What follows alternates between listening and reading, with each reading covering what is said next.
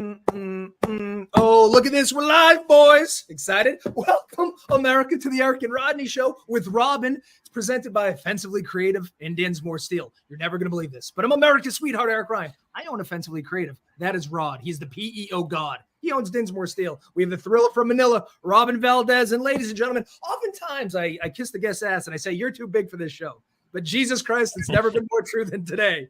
We have Ian Karr. He is a director, producer, and founder of IKA Collective. But it goes way more than this. Welcome to the show, Ian. Thank you so much, guys. It's great to be on your show. It's very flattering, and I hope not to let you down. You have dropped to a level that you've probably never seen since you entered the industry. So I thank you for being here. You started. This is the mailroom. So all I can do is fall. Thanks a lot. It would be quite the fucking fall, man. Because this is the mailroom. This is the mailroom. You've come back. You're with the peons. Okay. You want milk in your coffee? I would love one. Okay. All right. So here's the deal. I don't know if you've seen the show. You may be one of the 10 to 12 people in the country that hasn't. But the first half hour, we cover the news. The last half hour, we talk about you. Although, again, I'm doing a lot of ass kicking. We can talk to you 5 hours about what you've done. But we're going to start, because America demands our opinions on such things, with the news. But before we get to that, Ian, I don't know if you know this, but every day in this country, some reason to celebrate, some national day to get all excited about. We've hit rock bottom on this as well. Like, the days aren't very good, but today's National Binge. And for a guy in the industry, I figured this made sense. So I have two questions. One, what does binging, what's the definition? How many shows? Like, I watch 2 max. Is that binging? I think it's not. I think that's just watching 2 shows. What's the number? And then what do you guys binge? I think the number is probably a minimum of 4. That's a lot. And it also goes with behavior. I mean, it's not just watching. It's like you haven't really binged until you become one with the couch. I agree. You need to be in a position where you have to make a noise to stand up. That's a good. Then you're a great definition. Then you're beginning to binge, and then it's not really binging until the person you're watching with says, "Should we do one more?" No, that's right. You did negotiate. You're like, yeah. That's right. So it's only 3 a.m. So what do you binge, Ian? Since you're in it, baby. You're part of the whole show. What do you like? You know what? It's generally, because I'm in the industry, kind of the last thing I really want to do is watch television after work. But there are a bunch of shows that I really am into. I really like For All Mankind on Apple TV, which is a story about what the world will be like if the Russians won the space race. Yes. That's a really fun show. I'm actually just starting Succession. I know you guys like to talk about that, but we do. So yeah, just starting that. I will admit here, just because you guys were nice to me, that my wife and I watch Virgin River. You got to appease the ladies. I watched Real Housewives, so it's all fun. Yeah. I'm not going to throw my wife under the bus there. I'm going to say I enjoy Virgin River. You're into it too? All right. I enjoy it too. Rodney, you do any binging? I do. What do you binge? I do. Besides Real Housewives. Well, I do like Real Housewives. I was going to say one thing about Succession, also known as the Murdoch Saga. But I usually like to watch. You know what I just binged recently was 60 Days In, because I missed a couple of episodes. I love 60 Days In. I don't know why I love 60 Days In, but I love 60 Days In. You know what? I actually did a voiceover audition for 60 Days In. So hopefully I'll get that, and awesome. And then it'll be all meta and everything. Full circle. Don't go in though. Don't do the experiment. Don't do it. Oh, you know what? Here's the thing I was thinking about that show. And for those who don't know the show, it's basically people who didn't commit a crime going into prison to kind of get the vibe of what prison's like. To turn it around. Right.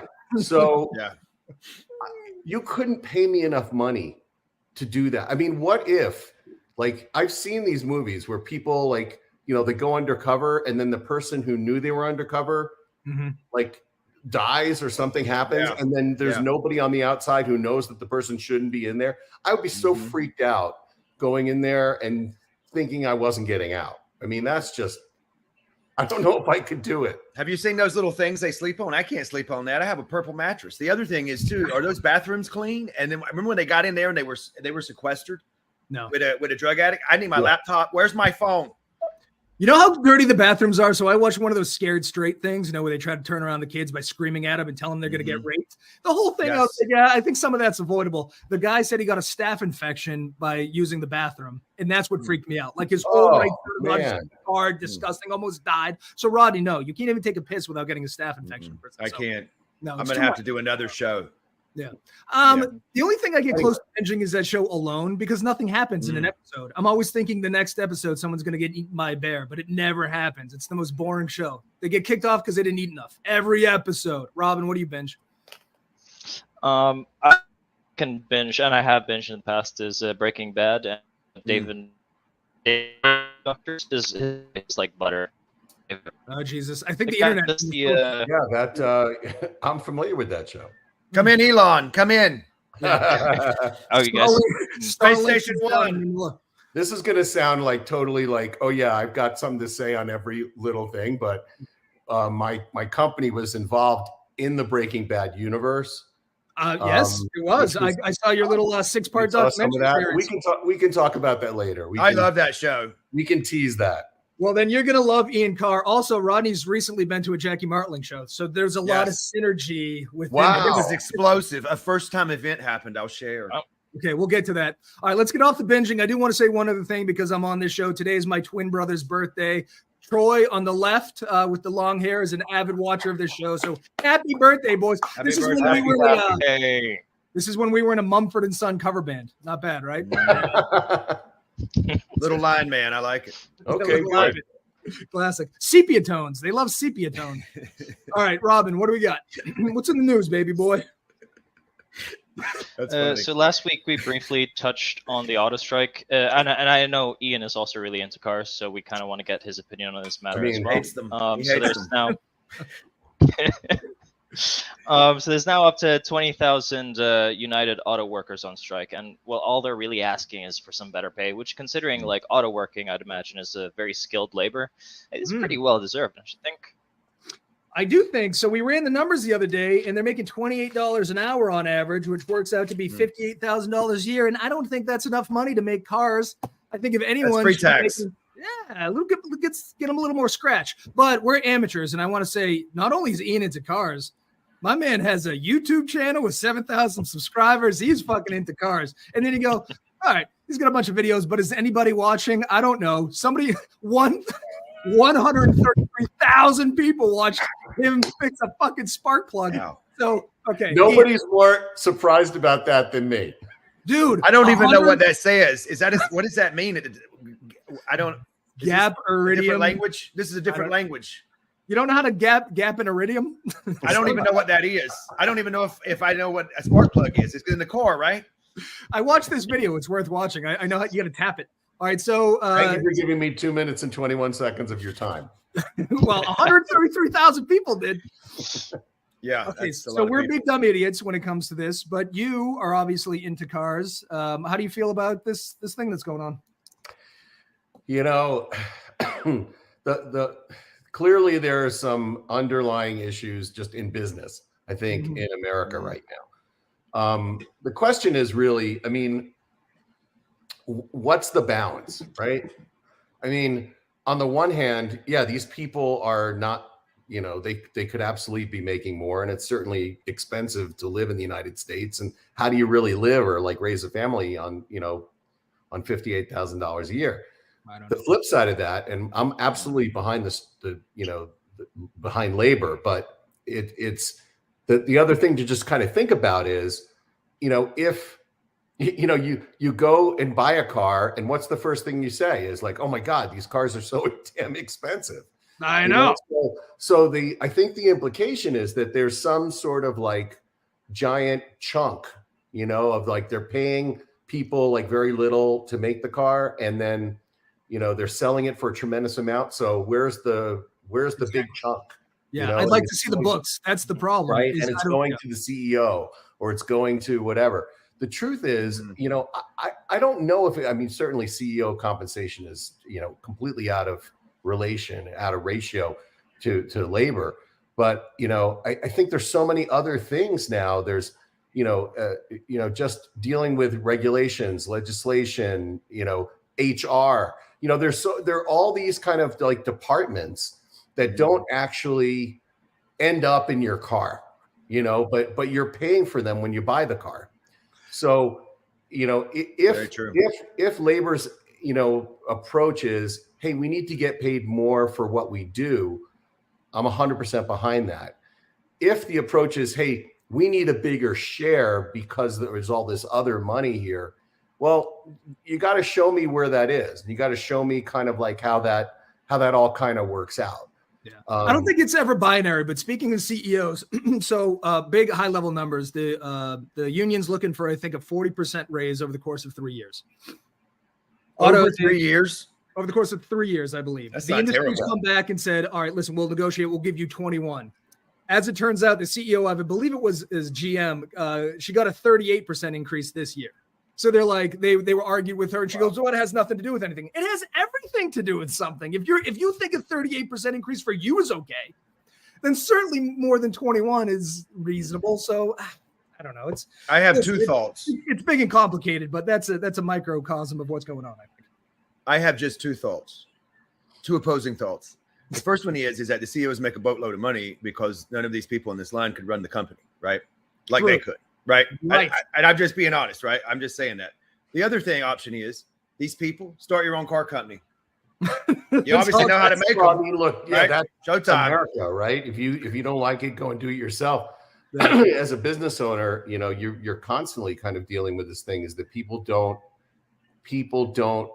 realize what it means to be a business owner and the risks you take and the sleepless nights and all this other kind of stuff. I mean, there's stress in everybody's life, but you got to pay them though. You got to pay them. You have to pay your people, and you know what? You have to make it. You can't be at odds with them in that way. There has to be more of a team approach. So, and like everything, I think that there's not one right answer to anything, and I think just as a general rule, we've gotten to a place in our society where it's like.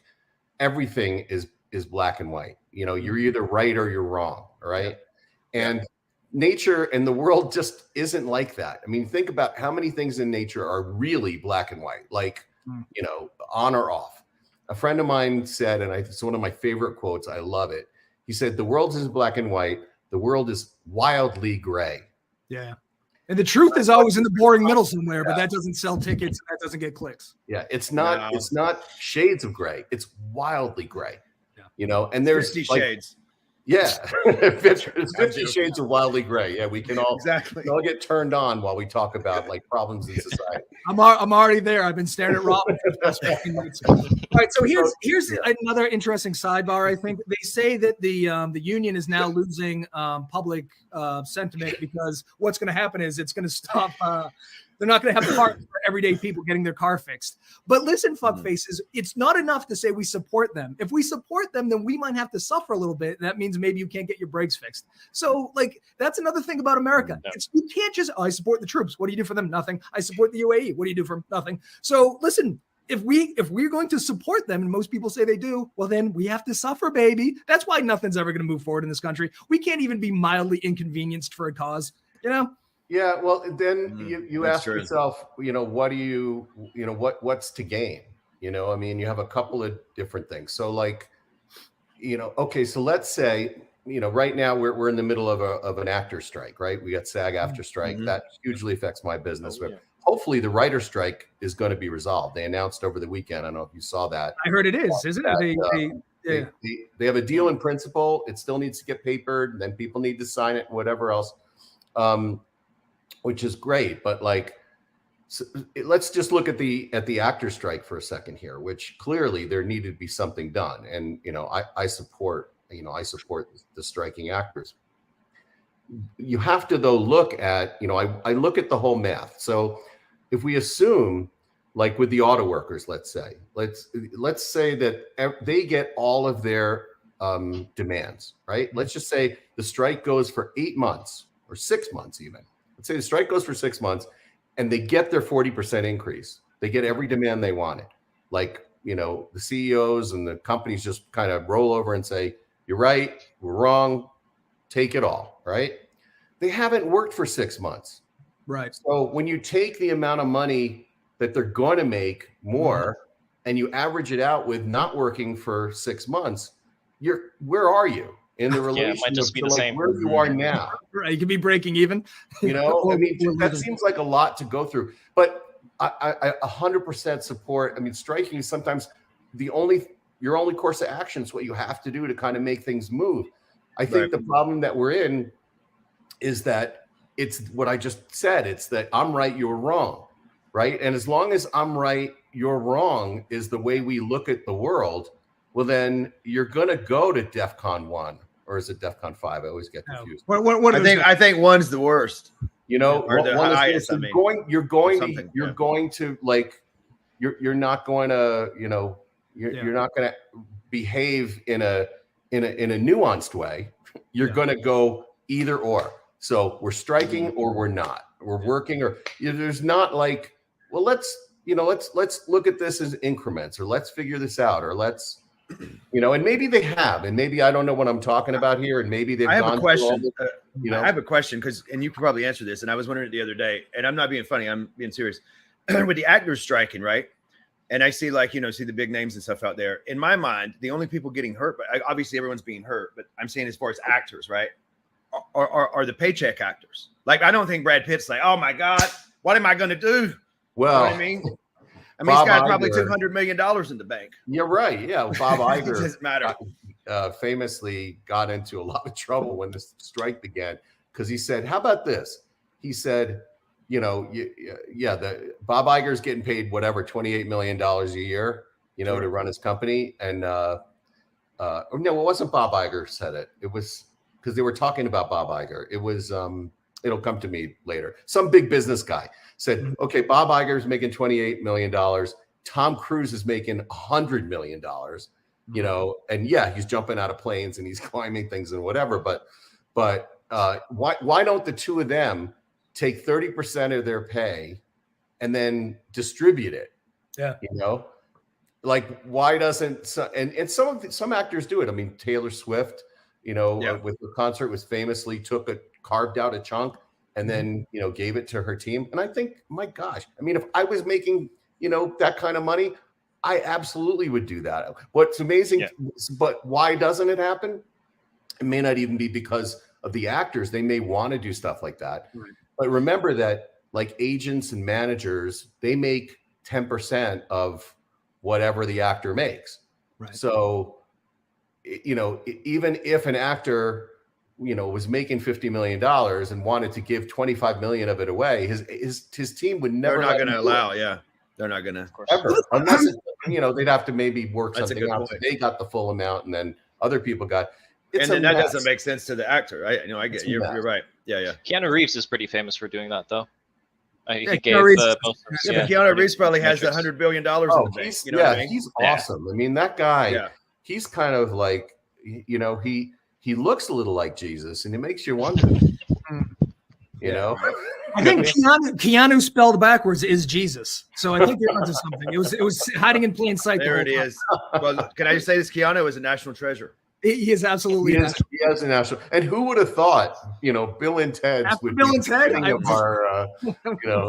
I loved Bill and Ted, by the way. Oh, me too. Me too. Yeah. Who didn't? George Carlin's finest work. I think we could talk about unions all day. I just want to say one other thing. I'm generally pro-union because I'm sure at some point when they wanted to work 8 hours a day, employers were like, no, we need you here 16. And somehow we lived. They were like, no, I would like Saturday and Sundays off. And they were like, no, we need you here Saturday and Sunday. Did you? When they're like, I don't think 8-year-olds should be working. They're like, no, we fucking need child labor. So I just think unions are usually on the right side of history. So I'm gonna gamble here and say, let's go union. Yeah. Okay. I think any safety net is. Well, honestly, there's two different kinds of. Go ahead, Rodney. I'm sorry to. No, I was just going to say I always think that there has to be a safety net. Like I was reading this this article or book or whatever on Japan, and they were talking about how everybody kind of shares money and that kind of stuff, and how long people live in York, in the blue zones, right? They have stuff to do and this and that. All that stuff's important. You have to know that if something happens, that you have something to fall back on, Yeah. And I don't think we have a lot of that in America, unfortunately. We don't. They're beating it out of us. All right, listen, we got 10 minutes. What's that? I was going to say, listen, I want to get to you, baby. So let's do one more news story. Listen, I am fascinated by your career, my friend. Yeah, can we just do one more news story and be on to it? Of course. Okay, yeah, sure. We can. Yeah. All right. I like that. This is a good one, though. Okay, we could breeze past this one. It's not too serious. So I kind of want to be mad at this guy in this next story, but I do have to say, well played on his part. Yeah. So there's this guy. He's from California, and he started a GoFundMe account stating that he had colon cancer, and his one dream was to raise enough money so that he could play in the Poker World Series. So we have some pretty fucked up real world problems that require donations, but this guy managed to raise $30K to play in the Poker Series, and then he later admitted that he never really had colon cancer. So he bluffed hundreds of kind people out of $30K. Did he win anything? He got kicked out of the tournament too early. Once they sniffed this story out, they kicked him out. So I think this is multifactorial. I think at every stage it's a little bit funny, but this just got me thinking. Like, fuck this guy, whatever. An adult Make-A-Wish, like cancer, I'm a huge fan of the Make-A-Wish Foundation. Who isn't? But like adults who have cancer should also, I think there should be, much like there should be a LinkedIn dating service, I think there should be an adult Make-A-Wish. Don't you think there should be a casino in Vegas that's just Make-A-Wish Casino? Because that's where a lot of people are going to end up. It's going to have to do with drugs and strippers. And That's fair. Right?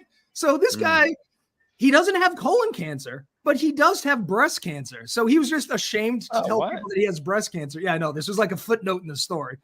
But he does have cancer, and he just wanted to play a little poker. I'm not excusing his behavior. This is where he lied. This is the GoFundMe. But you know what I'm saying about the Make-A-Wish thing? Don't you think, wouldn't that be nice for adult humans? I mean, listen, if I have cancer and I'm going out, I want to go see a Patriots game. I don't know, This has gotten to be such a thing now that you almost have to have some sort of like hologram verification, that you're sick. It's like some sort of you almost have to post like a medical record, like it's a HIPAA thing, because everybody's looking for something, Can we get Benjamin's information? I'm sure we can. Benjamin looks like he is ready to roll the dice. $4,600 donation. Come on down, Benjamin. Yeah, Benjamin. Okay, so not only did Benjamin do this, but a few World Series of Poker players donated $5,000, $6,000. So he was doing all right. Oh, wow. Yeah. Here's the other thing too. Like GoFundMe is now our official insurance agency for the United States. Like, what the fuck is going on? How about this guy gets breast cancer and we just give him breast cancer treatment and he doesn't have to do shitty things like raise $30,000 online? Can we just do that? Like every other that doesn't make sense on the planet. Can we be like every other country on the planet and treat our sick? Could we maybe figure that out for 5 seconds? Jesus. You're gonna have to back that up, Rodney. It's great. Well, there was a news story last night on 60 Minutes about how Ukraine is spending the money that we've been giving them. But then I thought to myself, if you give somebody money, they can spend it however they want. Exactly. And they said that they were supplementing small businesses, and that they were paying the rescue squad, whatever that stuff is. And I thought to myself, maybe we should take some notes. Have we thought of any of this? No. They were rebuilding infrastructure. Mobile saunas. That was another story. Yeah, maybe Joe Biden could get a hold of this information. Once you give somebody money, you can't criticize the way they use it. Like there was a comedian once who said he was giving money to a homeless person, and some woman was like, "Ew, he's just going to spend it on drugs." He goes, "I was going to spend it on drugs." So That's right, exactly. That's the way I feel. If you give somebody a $5 bill and they say, "I'm going to go get drugs," I say, "Where in the hell is the $5 drugs?" Yeah, I would very much like a piece of this. Yeah, I mean, it's like, the only other way around that is to give it with condition.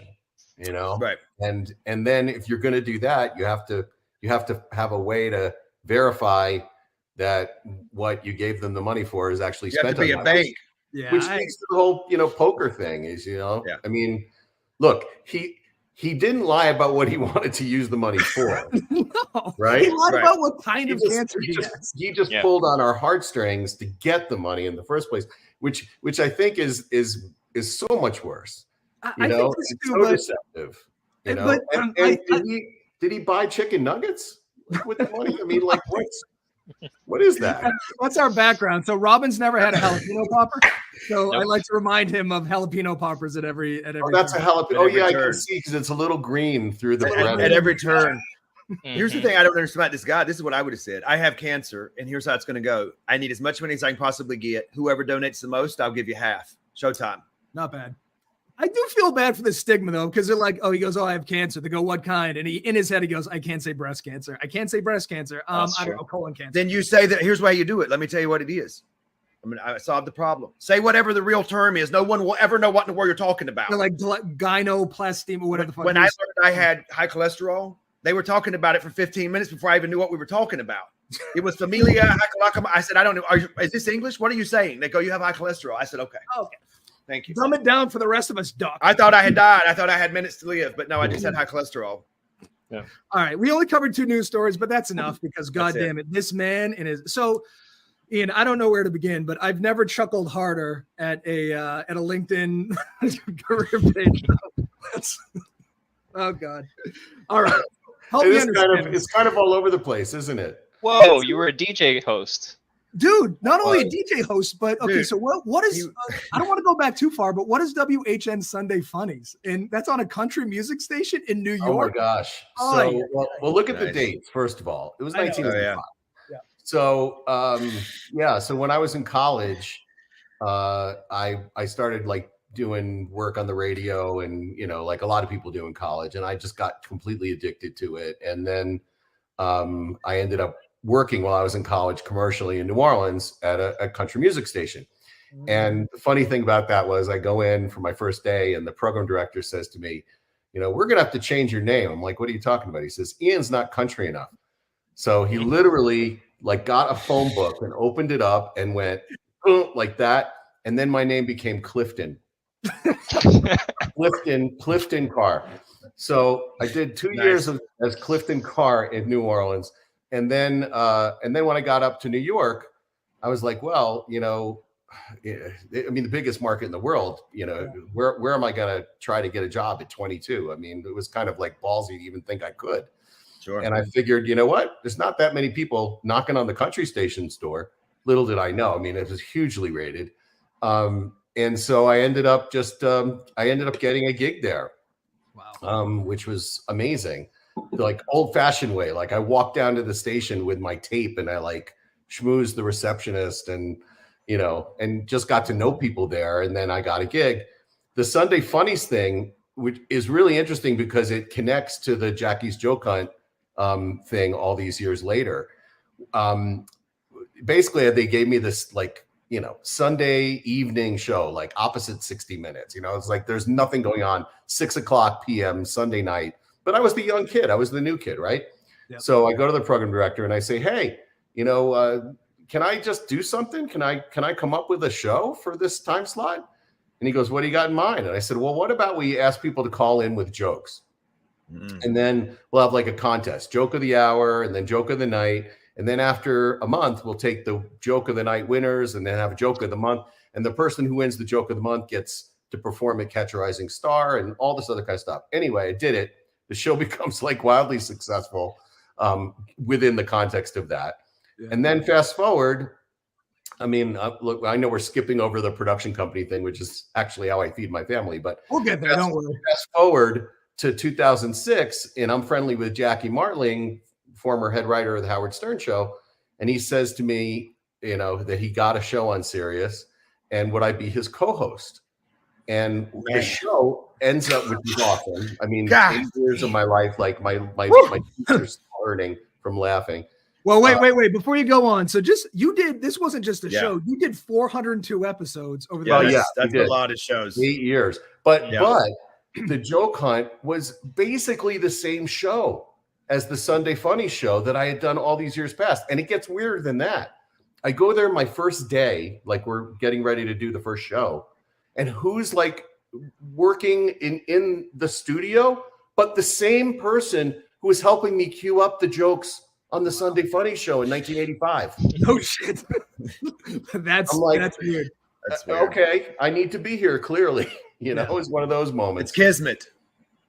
Not only, so you were in the series, incredible. like this was a show you did in the studio. So I watched it for, okay, we got to back up for 1 second. This is a movie that you did. So last night when I was doing research on you, I saw that you had done this and I immediately bought it on Amazon Prime. You're welcome. So you got $5.99 Nice. cash. Well, actually, like half. I've had it for a while.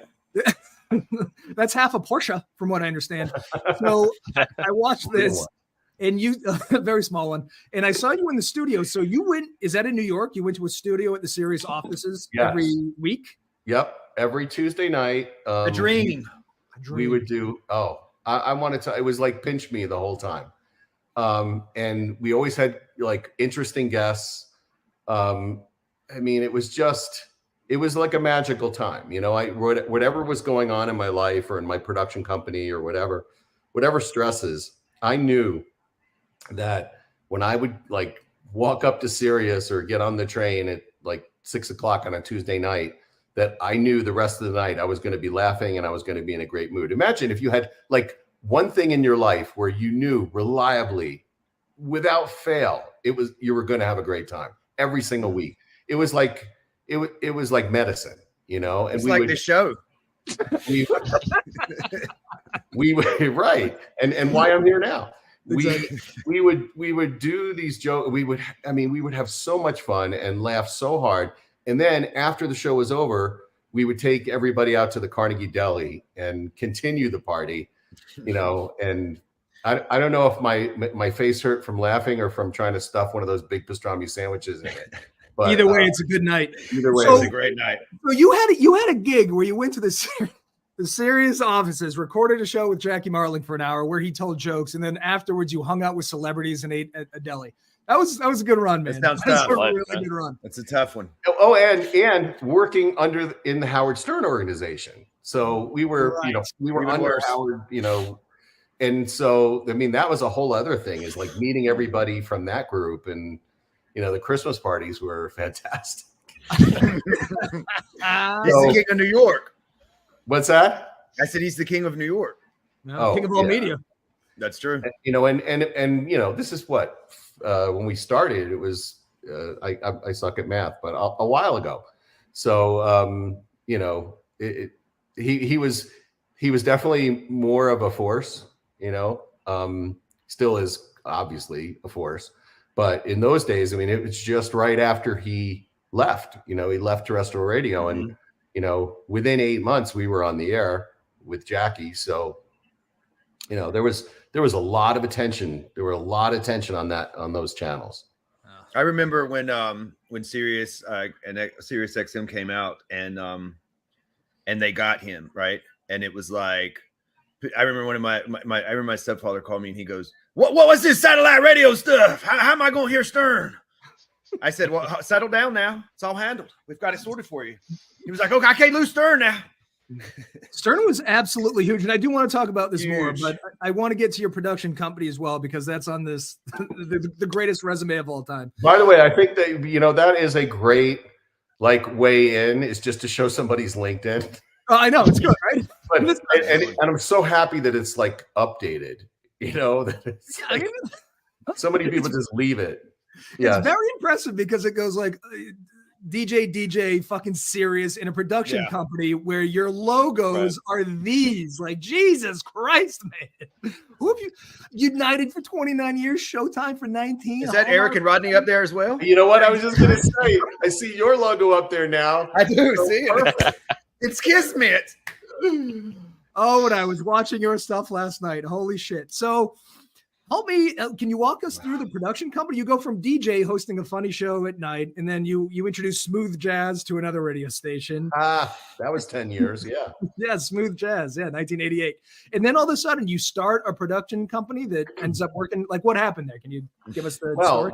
The production company started actually kind of right around the same time as WHN, as the country stuff. So very quick backstory. I always was making movies. When I was like, 8 years old, I stole my dad's 8mm camera, and I would shoot like little short films of with my friends, blowing up things with firecrackers, and then telling stories and stuff. And so I was always doing that. And but I never really, for whatever reason, I never put two and two together. Like that could be a job. Yeah. So I go to college. I went to Tulane University. They didn't really have a practical like media program or film program. You could minor, in communications, but or you could major in communication. I minored in communications, and there was, some classes that you could take about it, but they didn't have a degree. But I was kind of working, as I told you, like in the New Orleans market in radio, and then I was, working as a production assistant and working as, in the film community and working on campus doing like film stuff. And then at some point I realized, I think there's film schools, like maybe I should go to film school. And then I ultimately decided not to, because I was already doing like what everybody in film school wanted to do, So in hindsight, I think I would have made it a different choice, because I realize now, looking back, that the real purpose of film school is the network. It's all the people that you meet. It's not about the skill. I mean, you're going to learn the technique and the skills and whatever on the job, but those relationships are what's really important. Anyway, I come to New York. I do the thing with WHN, and I was dating this girl. And one day she calls me up and she says, "Hey," and she worked at Merrill Lynch. And she said, "Hey, I'm working at Merrill Lynch, and my boss is asking me if I know anybody who can make a video for us." Now, this is 1987. So it's not like people had, a camcorder like went on your shoulder, and that's right. Your weird uncle maybe would bring a it worked for 2 hours, right? You had to charge it for 3 days. Like VHS tape camcorder. So it wasn't like everybody had one. So she calls me and says, "Do you know who could do it?" And as a 22-year-old or whatever, it's like, you got balls, right? And I'm like, "Oh yeah, I could do it." Freaking Merrill Lynch. So I went and did it. It was a huge success. I ended up like getting more and more work. So then I started this company, and Merrill Lynch was our first account. And then from from there, we ended up just growing and growing and getting to some of the names that you see here, including the Eric and Rodney show, which is your crowning achievement. But I still loved radio. So I would run the company during the week, Monday through Friday, and then, and then Saturday and Sunday, generally, I would work at CD 101.9 or other radio kind of stuff, or maybe I would do a fill-in or a morning, like during the week. But I was growing the production company while I was doing the radio stuff and, everything else, because I'm just, smart. I can't sit. Yeah, You're smart. How old were you in 1987 when this thing took off? In 1987, I was 23. 23. So yesterday I was on the treadmill and watching a biography on David Ogilvy. I don't know if you know who that is, but he's the greatest of all time. So he started his agency at 38, which is significantly older than 23. And then his whole thing was like, he made a list and carried in his pocket of the big 5 things he wanted to get. It was like Jaguar, blah, blah, blah. Yeah. Your first client at 23 was Merrill Lynch. That's fucking crazy, right? That's like, incredible. We all acknowledge how fucking batshit crazy that is. It is definitely crazy, but I think I've always kind of had this philosophy of just like be open to stuff, and try to say yes when you can, and not just immediately go to no. Yeah. You know what it is too? It's audacity on your part, but audacity works because I watched, again, I want to get to your movie, which is fucking amazing. But Jackie had the balls at whatever it was, 25, to write jokes for Rodney Dangerfield and send them in. And Rodney eventually used those jokes. Yeah. We were audacious, inviting you on the show, and you did it. You were audacious at 23 with your shit and getting Merrill Lynch. So isn't there something to be said for just being out of your mind? Yes, obviously. And I'm very out of my mind. And I'm glad to see that I have some kindred spirits here. But look, I think that it's so cliche, but there's 2 kinds of people in the world. There are people who talk and there are people who do. It boils down to that. And right. but the thing that people who talk don't understand, I don't think, and even some people that don't understand, is that it's sometimes the tiniest thing makes the difference. It's people think, well, I'm gonna, I want to make a movie, and they see it as like this giant thing, but the tiniest little movement puts you in that direction. I was talking to some guy who's like a coach, and he said, when you have a goal,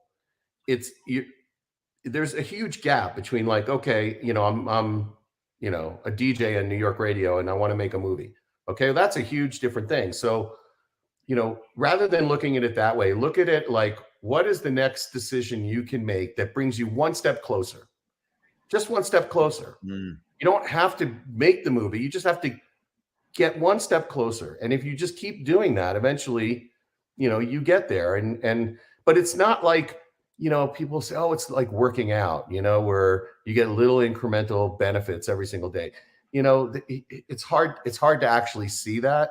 It's more about just kind of being open. I would have never met the girl that ended up giving me the Merrill Lynch account if I hadn't said yes to a buddy and gone out like drinking one night. Mm-hmm. Like I was tired. I didn't want to go out. He's like, God, come on. So we go out and I go to a bar and that's where I meet this girl. See, yeah, this plays into. So on Friday we had a guy that works. He worked at Ogilvy and he worked at and he did the Priceless campaign. The MasterCard, like baseball tickets, $50, whatever.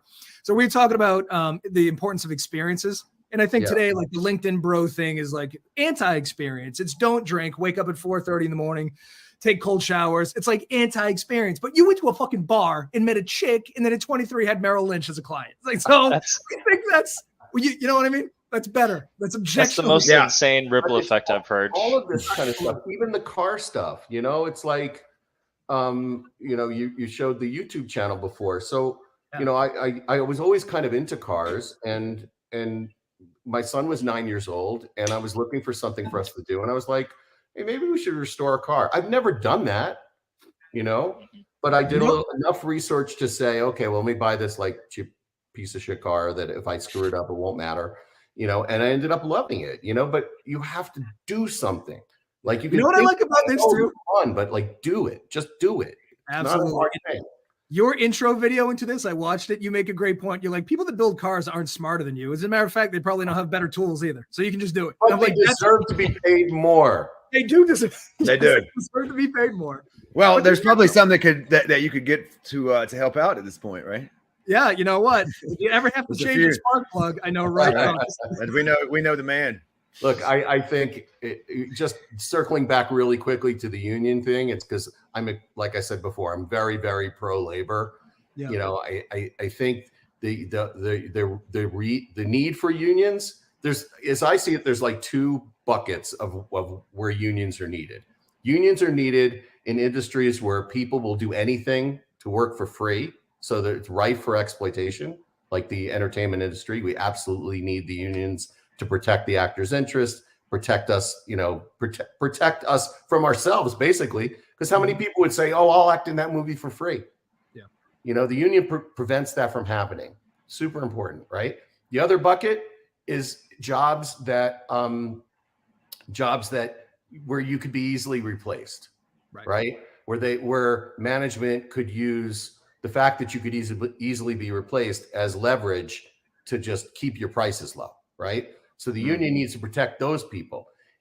That's why you don't see a lot of unions, I think, in the middle, in a lot of, quote unquote, white collar or whatever, is because there's a general kind of compact between, I'm working for this and you're paying me this. And, I have the flexibility to just say, goodbye, and go find another job. It's much harder for an auto worker to do that. I mean, what are you going to do? Like move to another factory that's going to be better? They're all kind of working together.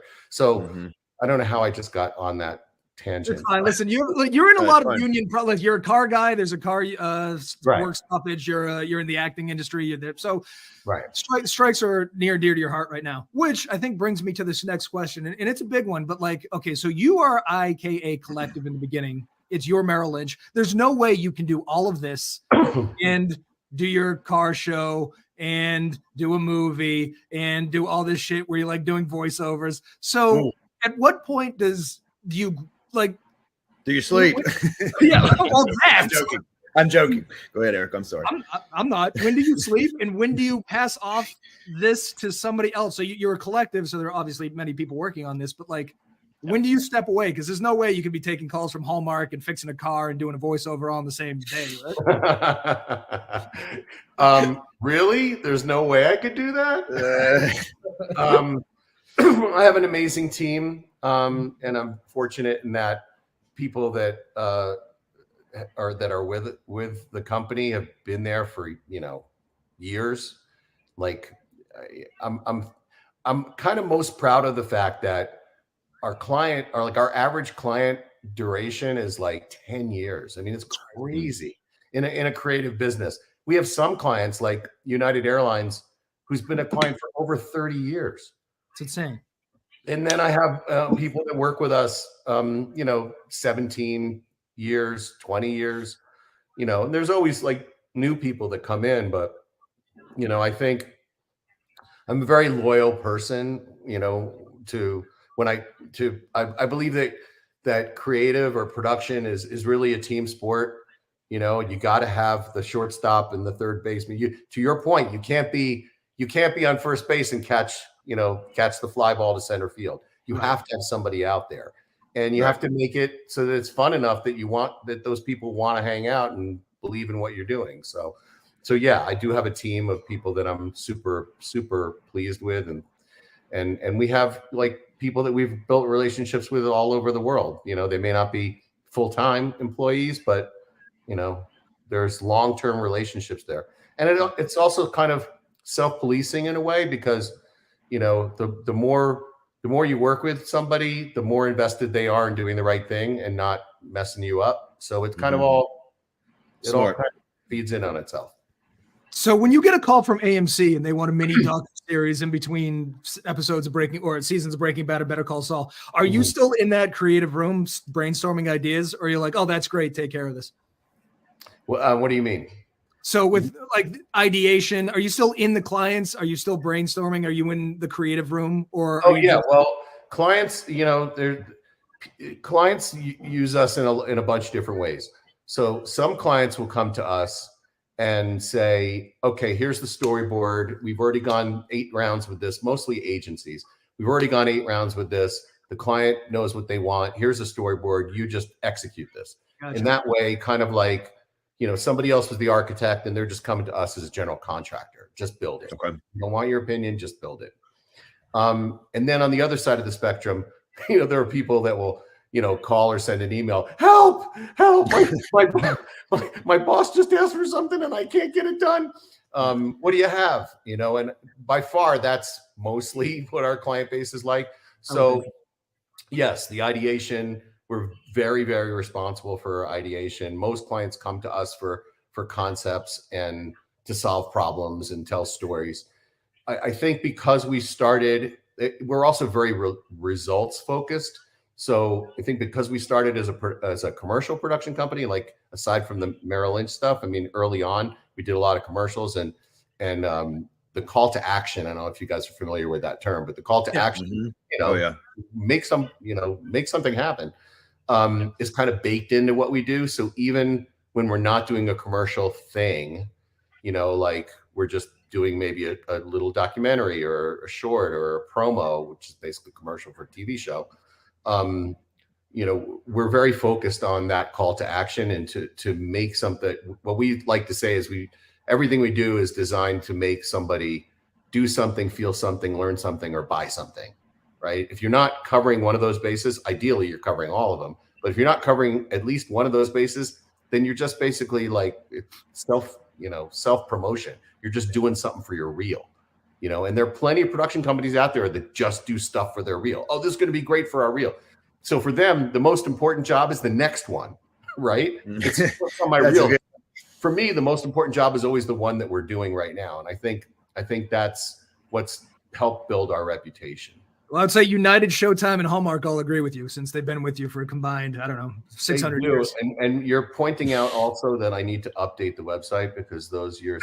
It's fine. Listen, my mom, by the way, loves the Hallmark Channel. I just trying to. I'm awesome serious. She does. She loves it. They're tremendous people, and you know, being on those sets, on the Hallmark Channel sets, it just makes you feel good. You know? I always thought I could do one of those movies, solve a crime in 30 minutes. You know what? You look like you can be in a Hallmark movie. I agree with you. I agree with you. He used to be an actor. Rodney still was. You could be like, I don't know if you're going to be. So you would probably be like the guy who had the high-powered job in the big city, who you know somehow has to go back to his small town to you know, to take This care kind of of sounds like Rodney's life. Listen, Rodney, where It was really it? does. Where did you work and where? Was it In New York City? New York City? Well, here's the other thing. I'm thinking small town Christmas sounds right. Yeah. Yeah, I Well, think that's the thing is like you while you're in the small town, you rekindle a relationship with your high school girlfriend, you know, and she gets you to reset your life and understand what's really important. And then you buy the inn. And Eric's my high school buddy. Yeah, I'm the wingman. And I'm Robin just is the inn. time. Robin is the inn keeper. Yeah, Eric he's is the guy that keeps trying to That'd be a pull you horrible back to the keeper. big city. You know, That's true. I'm his big city friend. I'm like, Yeah, what yeah. about the cocaine? And he's like, oh, I like scones now. All right. Look, can we talk about this real quick? So a couple of things. I know that you know that you're great, but one of my great joys in Please. life is watching shitty documentaries on specifically Amazon Prime, because nobody has more shitty documentaries. right. This is incredibly well done. And listen, I'm an amateur. Very and- well done. but it Thank you so moves. It's fast. It's funny. The interjecting of Jackie's jokes in between scenes is fucking genius, because every 5 minutes I'd laugh and then I'd learn something and then I'd laugh. Oh my God. I think you should be in TV. But this is We wanted to make it like a porn movie where if you didn't like something, you know, just wait 5 minutes. well done, because I'm aficionado at porn and documentaries, and I can tell you this is the perfect marriage. Great cover So, too. Great You cover. convinced me. How did you meet? That's my guy Vince. No, I was it's working real with good. Vince for I don't know 7 years now or something like that. He's super talented. Vince slayed it. So how did you meet Jackie, and then how did this movie come about? I met Jackie at the Friars Club in 2001. The Friars Club was it's sad to say they don't exist anymore. The Friars Club was a club of people in the entertainment industry. That was, I mean, back in the 50s, 60s, I mean, it was huge. Frank Sinatra and, Lucille Ball. And I mean, big people. And so it was always kind of like a dream of mine to be a friar. Became a friar. I met Jackie. And what struck me about Jackie, and he had just left the Stern Show, by the way, it was 2001. And I was an avid Howard listener. And what struck me about him, especially as somebody who was in radio and knew kind of like the difference between somebody putting on an act and, somebody who was real. I always thought, there was no way the people on the Stern Show could not be who they really were, because it's 5 hours a day and you just can't keep that up. I meet Jackie, and in the first minute, I realized this is not the same guy that I've been listening to and it was really striking to me. I mean, it still reverberates with me about how different. And so I was just intrigued by that to begin with. But then I discovered that Jackie and I had a lot of similarities. Like you mentioned before about just doing something, and we share that totally in common. Like Jackie got the gig working on the Stern Show because he just took one of his albums and just mailed it to Howard cold, or he got Rodney to buy jokes because he just mailed them cold. He actually is way more out there than I am in terms of taking shots. But I met Jackie. We became very, very close friends quickly. And then every time we would talk, I would pull these stories at him. And I said to him, you know what, let's record these conversations, because these stories are great. They should be preserved and whatever. So we did that. And then shortly after, we have the recording. Actually, Jackie just sent me the recording. He found it. And right after that recording, Howard went to Sirius, and then Jackie was offered the show, and it was fresh in his mind that we had just done this. We had basically just had this conversation, just done this show. And then we end up doing the joke hunt. But so while we were doing it, and forgive me if this is dragging on, but it's good to kind of give you the backstory. We want to know. While we were doing the show, Jackie comes to me one day and says, these guys are doing a documentary on my life. And I'm like, okay, because Jackie was portrayed one way on the Stern Show, and he is, him kind of a different way, I'm very protective of him just as a friend. And I knew as a production company owner, I was like, who are these people? I want to talk to them. So I met with them. They were nice guys, and I don't fault them at all, because, they're filmmakers and they're coming out a story. But the story they wanted to tell was, here's this guy who had it all, and then he walked away. Mm-hmm. And that's the low-hanging fruit. I mean, everybody knows that he was in the biggest radio show and then he left. But I was more interested in, we've all all had that feeling of wanting to tell your boss to go screw himself, right? Who actually does it? Yeah. Right? Jackie did it. So I think what's interesting, and he didn't really tell him screw me. It was just a dispute over money. I'm just, dramatic. But I'm more interested in what makes a guy like that tick, and what's interesting about him. Like how do you get to the point in your head that you're okay with doing that? And I think the movie, I'm proud with how it came out, because I think a lot of people who see it, the comment that just keeps coming back is, I didn't really know Jackie like that, which is the same thing I had when we were at the Friars. And I now understand why he left.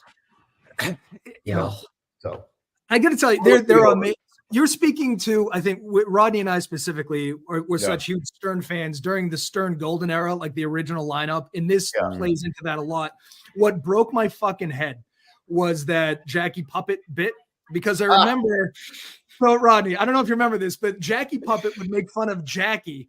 So Billy West was doing Jackie, and he would make fun of Jackie. Jackie was feeding Billy West lines to make fun of himself and then acting like he was pissed off. And it just talk about meta. Holy fucking shit. Like, this will break your brain.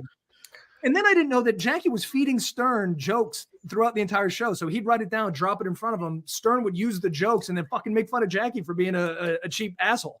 It's amazing how few people know that, and it was, he was the head writer, and that's what he did, right? But I will say this, okay? It's like the genius of Howard is that he was able to kind of fit that in organically, because people will say, oh, this, it's again, it's like us versus them. It's like, Howard's bad, Jackie's good, Jackie's bad, Howard's good. It's not like that, all right? So Jackie and Howard were just like, the two of them and their talents just worked so well together. Jackie is a genius at what he does. Howard is a genius at what he does. And when the two of them kind of came together, I mean, total magic, right? Jackie couldn't do the Stern Show without Howard, and the golden years of the Howard Stern Show wouldn't have been what they were without Jackie. No. So, it was very much a team thing. And the other thing, Eric, that, blew my mind when I first learned it is the way that Jackie Puppet got into the studio that was awesome. Was by Jackie. Right. A guy made a Jackie Puppet, and he was going to take it to the Stern Show. And he said, Jackie, take it to the Stern Show. And Jackie said, I can't take it in, because if I do, the guys are going to think that I'm just promoting myself. So here's what you do. You show up at the radio station one day and just say that you made it. Right. So that's how well Jackie understood how it all worked. So the Jackie Puppet, comes upstairs as if it's from a listener, but Jackie orchestrated the whole thing. But it's even more, it goes deeper than that too, because the day they used the Jackie Puppet to talk shit about Jackie, Conan O'Brien's in the studio, and he gets the idea for Triumph the Incel Comic Dog, who is arguably the best bit that's ever come out of late night in the history of best bits. So it's like, holy shit. The other, this is endlessly fascinating too. The respect that he has in the comedy world, like as soon as someone goes, Artie Lang said he's a comedian's comedian, and guys like Dave Attell and Norm Macdonald, may he rest in peace, love Jackie Martling. Like, that's who this guy is, and he's just, to your point, so different than the guy that we knew on the show. He's really, obviously there's some things that are similar, but he's a unique. JokeManMovie.com is where you can find out how to watch it. Listen, go spend the $6 or buy it for $14.99. Either way, it's goddamn fantastic. We only have a couple minutes left, but I do want to talk about, I went to your IMDb too. You were the busiest guy in show business. Holy shit, man. I am not. Evidently, I don't know who's busier, but it wasn't just this. You voiced the Toys That Built America too. Is that a thing that you have? That was. I'm actually in the middle of season 3 of that right now. So that's awesome. I just, what, I love to do the things I love, and I'm not going to not, it may be a little bit like career ADD, but somehow I can fit it all in, and I got good team, behind me to, from.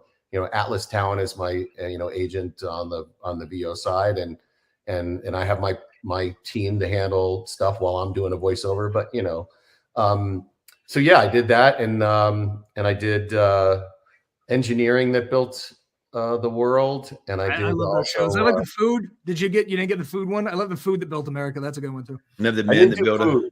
I didn't do food. No, I did engineering, toys, and Oh, the cars that built the world. Oh, look at you. That was like, that's it that doesn't was get better than that, talk right? about like worlds colliding. That was like a dream. Yeah. And there was at one point, I had to read something, and I was like, it's not exactly right.